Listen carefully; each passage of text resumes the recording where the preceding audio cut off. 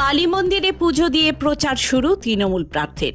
হুগলির পান্ডুয়া বিধানসভা কেন্দ্রকে সামনে রেখে নির্বাচনী প্রচারে নেমে পড়লেন তৃণমূল কংগ্রেসের প্রার্থী সমীর চক্রবর্তী। বৃহস্পতিবার বিকেলে পান্ডুয়া ব্লকের জাগ্রত শিমলাগড় কালী মন্দিরে দলীয় কর্মীদের নিয়ে পুজো দিয়ে আনুষ্ঠানিকভাবে প্রচার শুরু করেন তিনি। প্রসঙ্গত, রাজ্যে বিধানসভা নির্বাচনের দিন ইতিমধ্যে ঘোষণা করেছে নির্বাচন কমিশন। সেই অনুযায়ী বিভিন্ন রাজনৈতিক দল তাদের প্রার্থী তালিকাও প্রকাশ করেছে। তৃণমূল কংগ্রেসের তালিকায় পান্ডুয়া বিধানসভা কেন্দ্রের প্রার্থী হিসেবে নাম ঘোষণা করা হয় সমীর চক্রবর্তীর। এদিন তিনি পুজো দেওয়ার পর দলীয় কর্মীদের নিয়ে একটি বৈঠকও করেন। বৈঠকে আসন্ন নির্বাচনে কিভাবে সংগঠনকে আরও মজবুত করা যায় এবং সাধারণ মানুষের কাছে পৌঁছানো যায় তা নিয়ে আলোচনা হয়।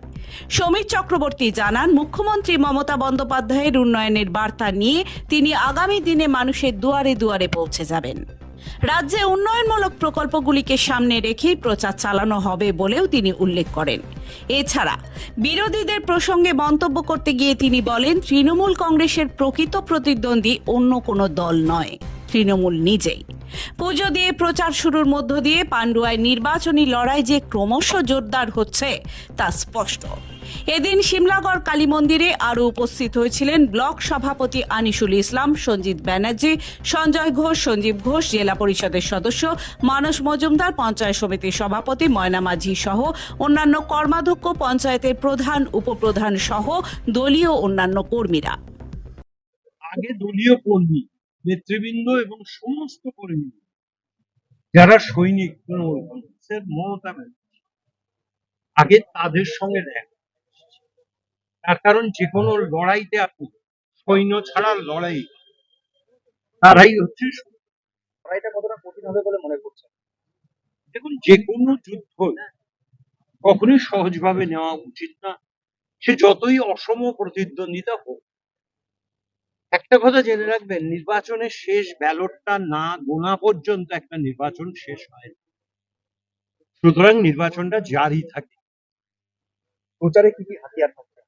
প্রচারে কি কি হাতিয়ার থাকছে?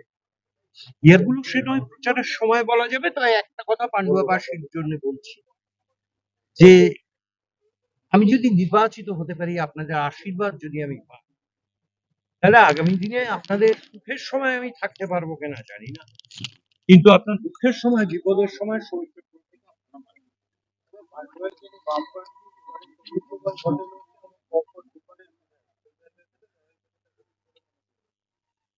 দুবার বিধায় দাঁড়ান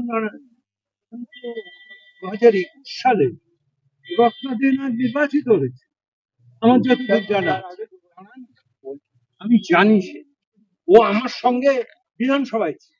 আমিও 2016 সালে তালডাংরাতে সিপিএম এর নাকি বিরাট বাদ ছিল, অমিও পাত্র 14,000 ভোটে হারিয়েছি।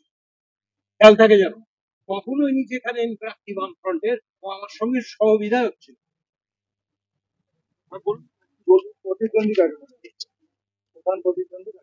তৃণমূলের প্রতিদ্বন্দ্বী তৃণমূল, সামনে কেউ নেই। সুমন চক্রবর্তীর রিপোর্ট, হুগলি টাইমস।